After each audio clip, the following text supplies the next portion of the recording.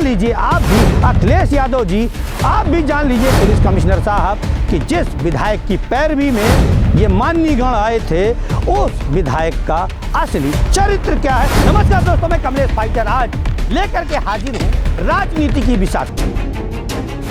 छिड़ चुकी है जंग, हो चुकी है शुरुआत, यही है राजनीति की बिसात।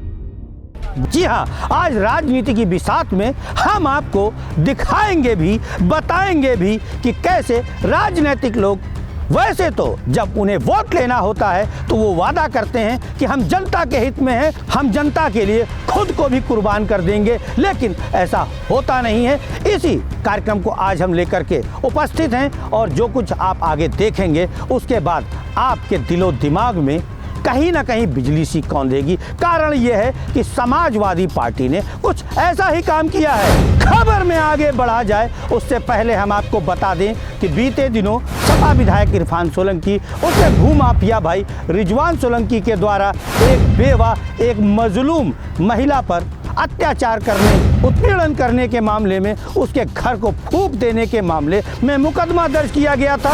जैसा कि आप सभी जानते हैं कि रिजवान सोलंकी उन्नाव से भूमाफिया है, सरकारी भूमियों को भी नहीं छोड़ा और इरफान सोलंकी के तो कहने क्या, हवाओं से लड़ाई करता है। महिला IAS ऑफिसर से लेकर के उसने कितने पुलिसकर्मियों के साथ हाथापाई की, कितने लोगों के साथ अत्याचार, उत्पीड़न किया, कितना दबंग है, इसकी वानगी बताते बताते रात हो जाएगी, रात के बाद सुबह भी हो जाएगी, लेकिन उसकी दबंगई और गुंडई के चर्चे नहीं खत्म होंगे। कारण यह है कि ये विधायक सामान्य व्यक्तियों के साथ नहीं, हार्डकोर क्रिमिनलों की एक लॉबी लेकर के चलता है, जिसकी जानकारी हम आगे देंगे। लेकिन सबसे पहले हम आपको बता दें कि जब इस दबंग विधायक पर, उसके भूमाफिया भाई पर, एक बेवा को न्याय दिलाने के लिए उत्तर प्रदेश के यशस्वी मुख्यमंत्री योगी आदित्यनाथ ने कार्रवाई करनी आरंभ की, मुकदमा दर्ज किया, तो उसके बाद हम आपको बता दें समाजवादी पार्टी जो बड़े बड़े दावे करती है कि वो गुंडे बदमाशों के साथ नहीं है, लेकिन अपने इस भूमाफिया जो विधायक का भाई है रिजवान सोलंकी और दबंग विधायक का साथ देने के लिए उसने 10 सदस्यीय प्रतिनिधि मंडल भी भेज दिया। वैसे तो आरोप लगते रहते हैं भाजपा की सरकार पर, योगी आदित्यनाथ पर, कि वो मुस्लिमों की नहीं सुनते। जब एक मुस्लिम बेवा की पुकार सुनी योगी आदित्यनाथ ने, तो आप देख सकते हैं उस मुस्लिम बेवा को न्याय दिलाने की जगह समाजवादी पार्टी के राष्ट्रीय अध्यक्ष अखिलेश यादव ने आखिरकार अपनी जाति दिखा ही दी। हम आपको बता दें, उन्होंने स्पष्ट कर दिया कि वो सिर्फ और सिर्फ गुंडे बदमाशों के साथ हैं। महिलाओं के सम्मान की रक्षा के लिए ना उनकी पार्टी ने कभी कुछ किया है, ना वो कुछ करेंगे। उनके स्वर्गीय पिताजी तो ऐसे ऐसे बयान दे गए हैं जिन्हें दिखाना भी शर्मनाक है। फिलहाल हम आपको बता दें, ये वही पार्टी है जिनके शासनकाल में एक महिला ने इनके कैबिनेट मंत्री गायत्री प्रसाद प्रजापति पर गंभीर आरोप लगाए थे, रेप के आरोप लगाए थे। हम आपको बताएं, इनकी सरकार में उस महिला की पुकार नहीं सुनी गई, बल्कि हम आपको बता दें कि इनकी सरकार में उस महिला को रंगदारी के झूठे मुकदमे में फंसा करके जेल भेज दिया गया। हम ये आरोप क्यों लगा रहे हैं? अचानक से हम गायत्री प्रसाद प्रजापति को इस खबर के बीच क्यों ले आए, ये आप सोचने पर मजबूर होंगे। खबर में विस्तार से आगे बढ़ने से पहले हमें ये बताना जरूरी है, ये दर्शाना जरूरी है। उसके लिए आज जब पुलिस कमिश्नर ऑफिस में मुलाकात करने सपा का प्रतिनिधि मंडल पहुंचा था, तो एक जरा सी झलक हम दिखा रहे हैं मनोज पांडे की, आपके सामने है, देखें।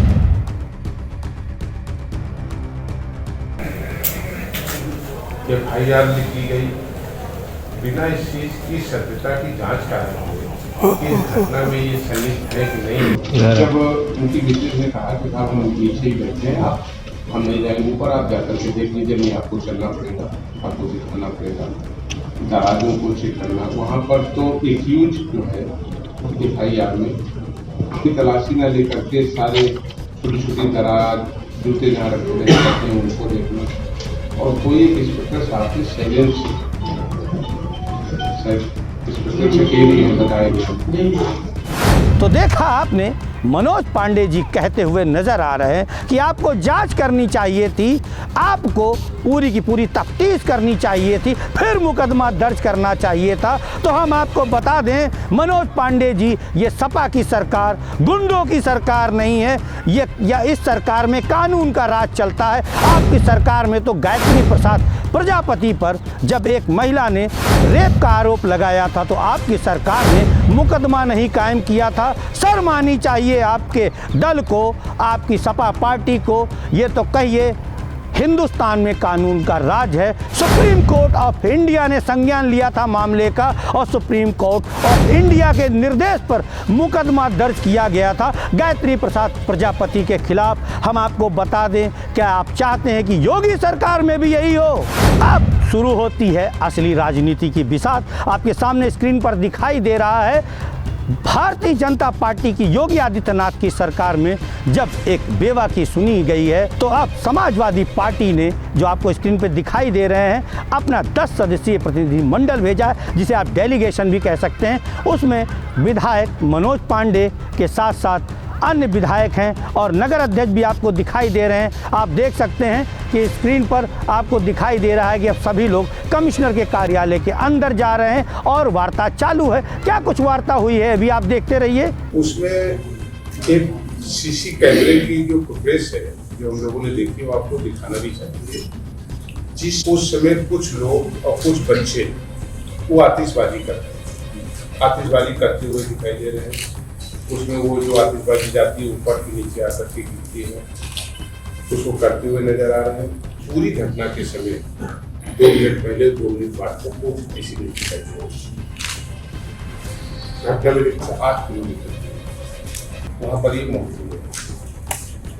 उस बीच में उसके बाद घटना के 1.5 घंटे बाद वो डॉक्टर को भी दिखाने गए, फिर एक अपनी साथी की पार्टी में गए। जिस तरह व्यवहार किया गया, बुलाओ उसको, विधायक साला कहाँ है, गाली बंद करके तो चुपचाप बैठो यहाँ पर, बच्ची को कहना तुम्हारा बाप कहाँ है, करना।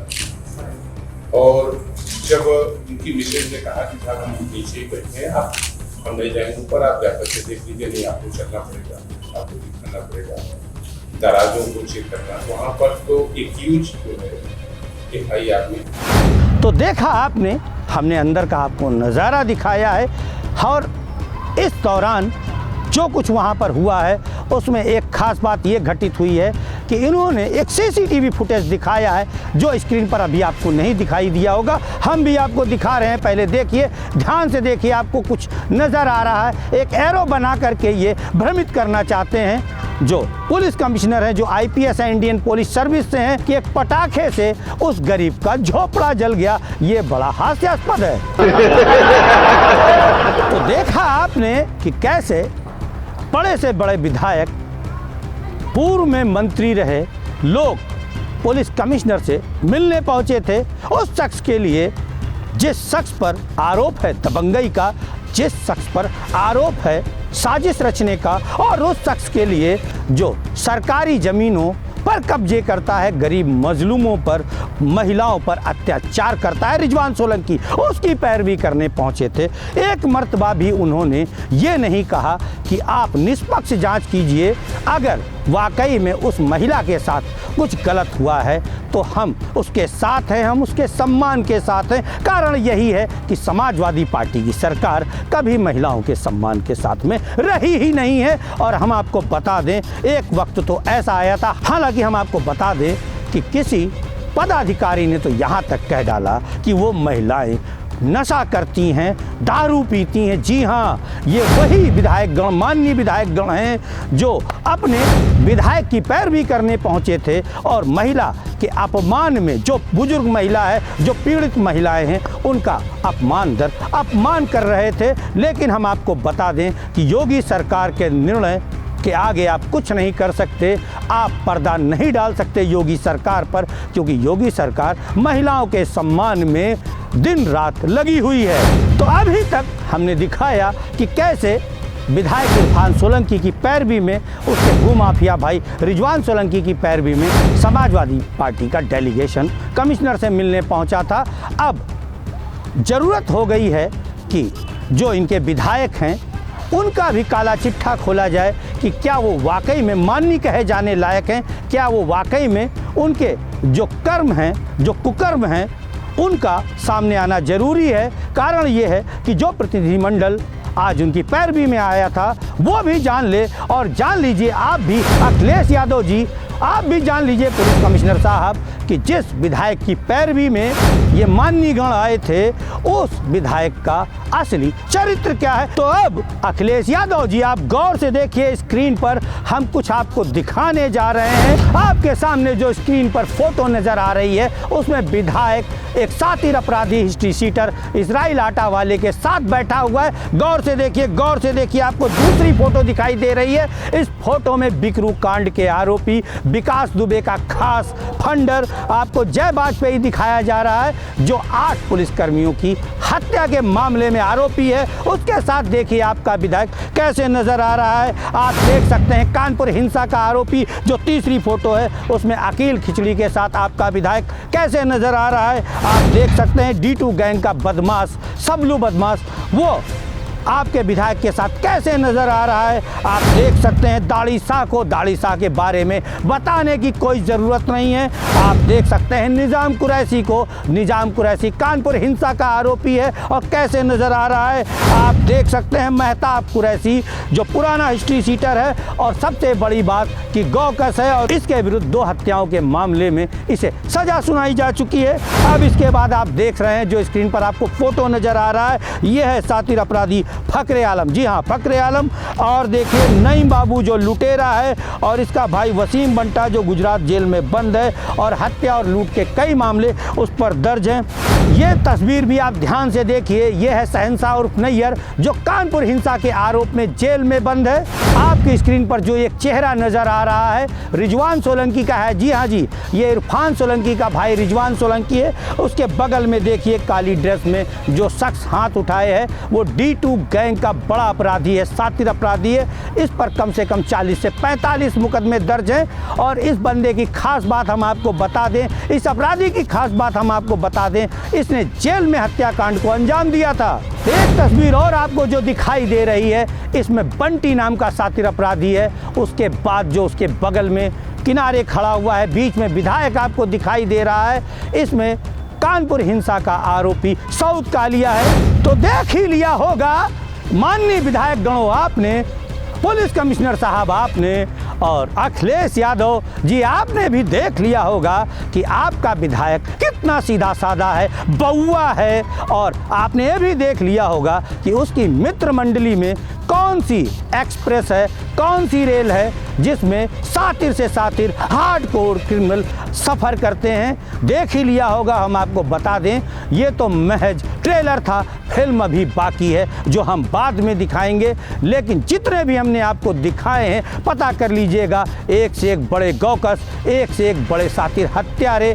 किसी ने 4 मर्डर किए, किसी ने 2 मर्डर किए, किसी ने हजारों गाय माता को काट डाला है। अब जल्द ही हम आपको पुलिस कमिश्नर का बयान भी दिखाएंगे।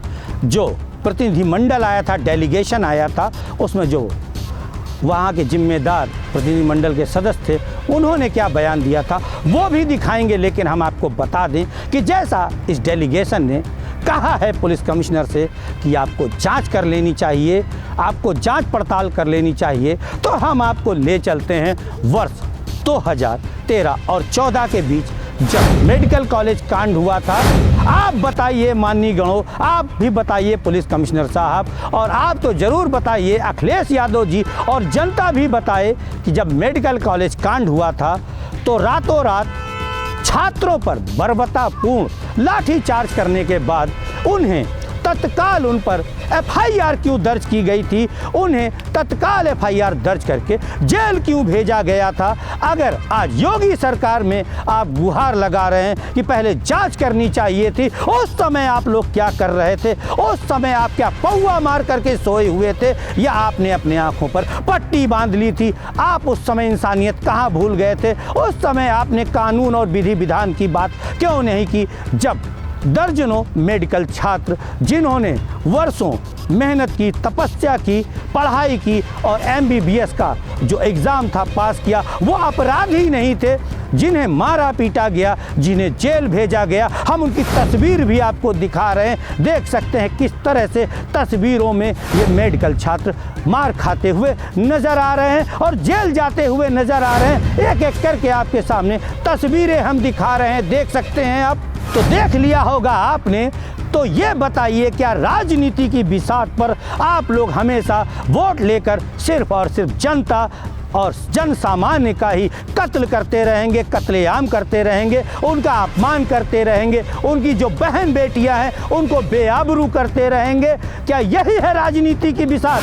फिलहाल चलिए जोड़ते हैं आपको कि क्या कुछ कहा है जो प्रतिनिधिमंडल आया था उसके मुखिया ने और क्या कुछ कहा है पुलिस कमिश्नर ने। हम लोग आए, हम लोगों ने इस घटना के तथ्यों को, इनके तमाम विषयों को हम लोगों ने जानने का प्रयास किया। वहीं पर प्राप्त जो एक सीसी फुटेज है, वो सीसी फुटेज को देखने पे जो ठीक उसी दिन का, उसी मिनट का, घटना के समय का है, उसमें ये दिखाई दे रहा है कि कुछ बच्चे और कुछ लोग वहाँ पर आतिशबाजी कर रहे हैं, विभिन्न तरीके की आतिशबाजी, उसमें बच्चे भी शामिल हैं और वो आतिशबाजी उड़ करके उस प्लॉट में गिर रही है। उसके बाद वहाँ पर 30 सेकंड बाद वहाँ से आग उड़ती हुई दिखाई देती है। उसी सीसी कैमरे में है कि ना विधायक जी इरफान सोलंकी जी, ना उनके भाई या उनके परिवार का कोई व्यक्ति का कोई मूवमेंट नहीं दिखाई दे रहा उस घटना के आसपास। कोई अगर मुकदमा लिखा जाता है और पुलिस का अगर कोई उच्च अधिकारी फोन करता है तो हम स्वयं वहाँ पे पहुँच जाते हैं अपना बयान दर्ज कराने के लिए, अपना साक्ष्य देने के लिए। लेकिन घटना में जिस तरीके से पुलिस का ये रोल था वो निश्चित रूप से आपत्तिजनक है। हमारे पास एक सम्मानित विधायक गणों का प्रतिनिधिमंडल यहाँ पर आया था जो जाजमऊ थाने में अभियोग पंजीकृत है 127/22। उसके संबंध में उन्होंने एक ज्ञापन प्रस्तुत किया है और अपनी बातें बताई हैं। मुख्य रूप से ज्ञापन में उन्होंने घटनाक्रम के संबंध में कुछ सवाल उठाए और विस्तृत और गहन जांच की मांग की है। और दूसरे जो माननीय विधायक जी के आवास पे तलाशी हुई थी उसमें कुछ पुलिसजनों के द्वारा दुर्व्यवहार की उन्होंने शिकायत की है। ये आश्वासन दिया गया है कि इस संबंध में वरिष्ठ अधिकारी से जांच कराई जाएगी और तथ्यों के आधार पर कार्रवाई की जाएगी। इसके तौर पे उन्होंने एक CCTV फुटेजेस और कुछ फोटोग्राफ्स उपलब्ध कराए हैं। उनका कहना है कि आग कैसे लगी उस मकान में, इस वीडियो से आप जांच कर सकते हैं। उनका तर्क है कि आतिशबाजी से आग लगी है। जो उन्होंने एविडेंस दिया है उसको जांच कराई जाएगी। जो हमारे पास एविडेंस है उसके साथ उसको क्रॉस चेक किया जाएगा। तो देखा आपने जो कुछ कहा है प्रतिनिधिमंडल ने और पुलिस कमिश्नर ने। फिलहाल पुलिस कमिश्नर का कहना यह है कि हम निष्पक्ष जांच करेंगे। हम जो कुछ उन्होंने दिया है, जो जांच अधिकारी है उन्हें कहेंगे कि उसे भी शामिल करें। फिलहाल हम आपको बता दें कि राजनीति की बिसात पर फिर एक बार महिला के सम्मान को कुचलने का काम किया है समाजवादी पार्टी ने। वहीं दूसरी ओर योगी आदित्यनाथ सरकार ने महिला सम्मान के प्रति जो अपने दावे हैं उसकी पुष्टि कर दी है। उन्होंने स्पष्ट कर दिया है चाहे महिला मुस्लिम हो, हिंदू हो, सिख हो, ईसाई हो, वो हमेशा महिला सम्मान के प्रति संवेदनशील रहेंगे और उन्होंने ऐसा कर भी दिखाया है। अब देखना यह है कि आने वाले समय में क्या वाकई में सरकार के ऊपर, पुलिस कमिश्नर के ऊपर जो प्रतिनिधिमंडल आया था उसका प्रभाव पड़ेगा। क्या प्रतिनिधिमंडल के प्रभाव में आकर योगी सरकार और कानपुर कमिश्नरेट पुलिस उस बेवा को न्याय नहीं दिलाएगी अथवा दिलाएगी? क्या विधायक गिरफ्तार होगा? क्या उसका भूमाफिया भाई गिरफ्तार होगा? क्या फिर से एक बार विधायक एक महिला से जीत जाएगा? एक बार फिर से विधायक क्या योगी सरकार से जीत जाएगा? बहुत से सवाल हैं, लेकिन इनका जवाब आने वाले समय में ही मिलेगा। फिलहाल लेते हैं विदा, तब तक के लिए नमस्कार।